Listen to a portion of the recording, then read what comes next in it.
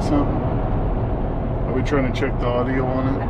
Well, the problem is I mean, it's something that it switches, right? So what causes it to switch? I don't know. We'll have to find all that out. I just want you to talk. I know, but am I not talking? You get all weird about stuff. Well, you want to ask questions and shit about if it does this or if it, I don't know. We just got it. Are you trying to not be in the video? Is that what it is? I want to try the audio, and that's all. I just need you to talk. Why can't you talk too? I can, but I want to. Most of the time, you have a lot to say, so I'd figure I'd just focus it on you. You had too much to say when you shouldn't say shit. Damn. What the hell is your problem? Trying out the audio on the GoPro 7 Black. Not a big deal unless you're that guy.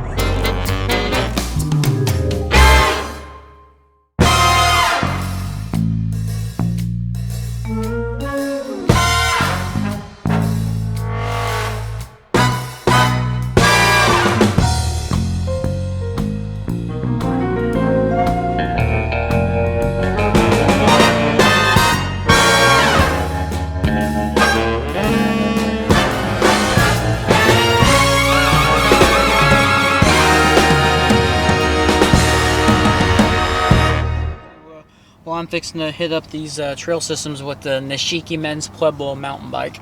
First time I take on any trails, and I know I said in a little unboxing video and all that, I'm going to take on some craziness, and these trails out here are definitely not that. So I think it'll be a really good little break-in for the bike and kind of see exactly what it has to offer, and just, I hope to get a full review by the end of the ride. You know, just something that I can, while I'm talking afterwards, you know, just kind of a little write up on it and how I feel about it.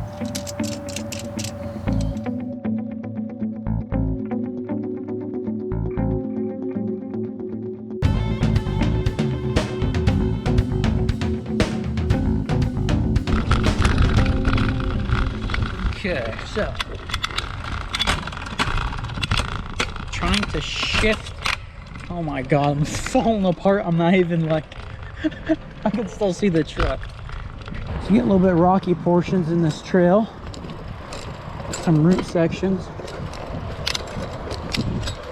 I'm still not used to this twist shifter stuff anymore. It's like Walmart bike stuff.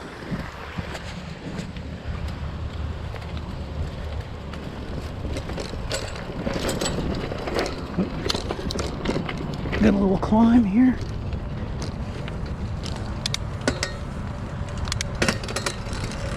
Man. Hate that whenever I'm so lost on the shifting that every time I'm about to climb something, it just starts, it sounds like the back end of the bike's falling apart.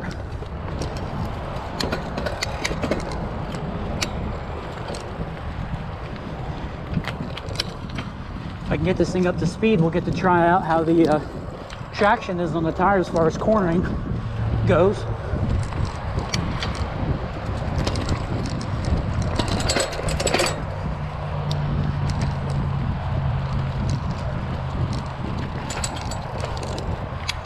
Some chain slap.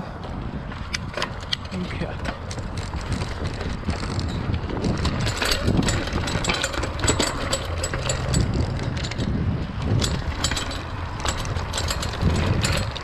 Not bad. Kind of try to slip out from under me a little bit on that corner there, the tires, but I mean, they're tracking okay.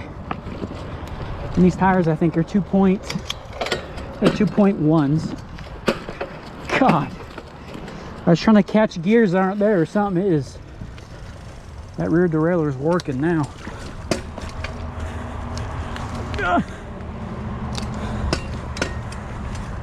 It's stuck or something.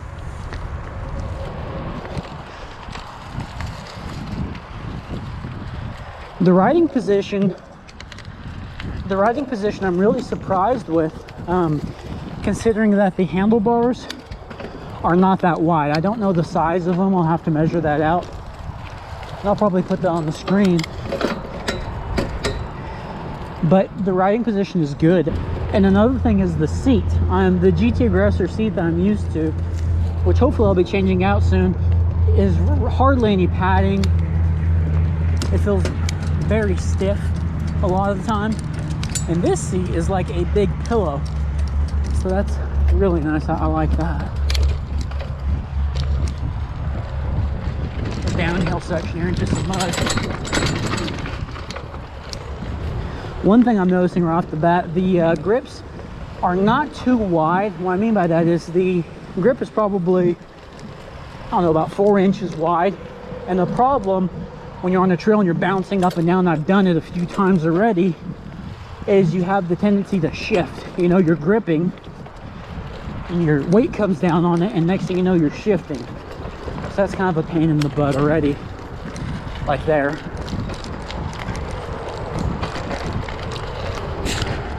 But I mean, you can't really feel the difference as far as weight goes. You know, this one being an all steel body, the weight's not really a big issue yet. Now, like loading it and unloading it on the bike rack, that's a different story. Or when I put it up on my bike stand. But right now, just pedaling along, it's not bad. And this trail is not intense whatsoever. You guys can see that. We got a little downhill section here. Kinda.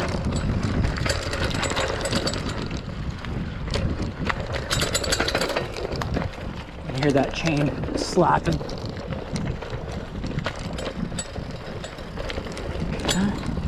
Here we go. I think I remember this portion. It's a good little speed area. That chain is not happy. This bike isn't bad for this kind of trail. One thing I will say is the bike is very balanced. Going over stuff, it just feels like you're in control the whole time. Now, I don't know if that's so much the frame geometry or if that's the 26-inch wheels. I mean, it just feels good to kind of climb over stuff. My outlook on the bike might be changing a little bit. I don't know. Like, this bike is perfect for this kind of... I'm gonna go through some water. We'll see how that goes. This bike is perfect for these kinds of trails, I think. Well, oh, I made a mistake here. Oh, well, got through it. A little slippery, but the tire stuck well. I mean, the forks are doing their job. They're getting a definite workout with all these roots in this trail, but I'm bottoming out a lot. And that's to be expected, I guess, with only, you know, the 60 millimeters of travel. You're gonna be bottoming out a lot. But I mean, hell, the bike is $279. You know, what do you expect as far as forks go on the bike that cheap?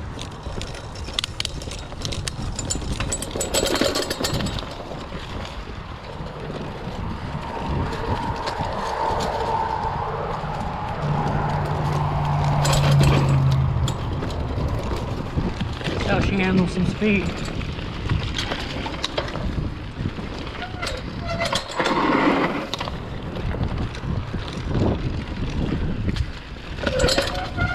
Woo.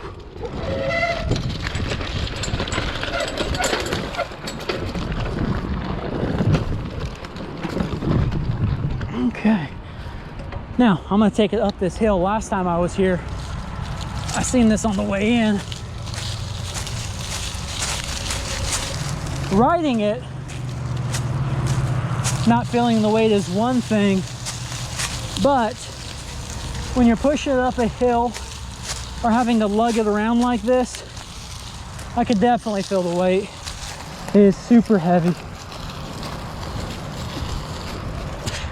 Super heavy. Good little drop.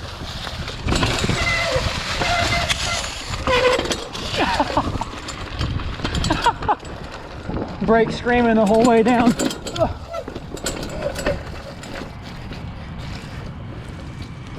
That was good.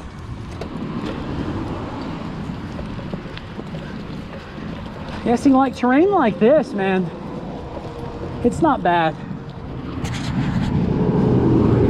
Just when it gets to that real rough stuff, it gets a little sketchy. And in the middle of trying to climb and things with that shifting.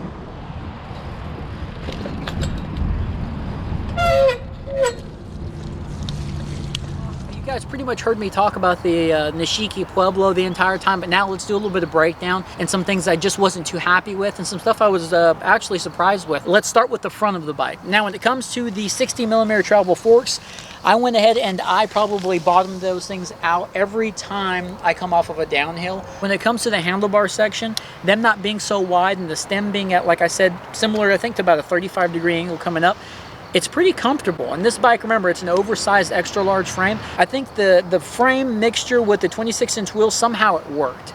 I don't know, it felt really comfortable out there, and not once did my lower back get tired or my legs get tired. The geometry of the bike felt pretty good. It felt really well balanced. Revo shift, Shimano grip shifts. Every time you go to squeeze these things, you are shifting and you're not expected to shift. And it gets to be a pain in the butt every once in a while, especially whenever you're climbing uphill because your bike's wanting to shift the whole time and it's a mess. That and my hands, I started to try and overcompensate in holding the outside so I wasn't shifting as much. And in doing that, the rubbers are now like coming off the outsides of the bar.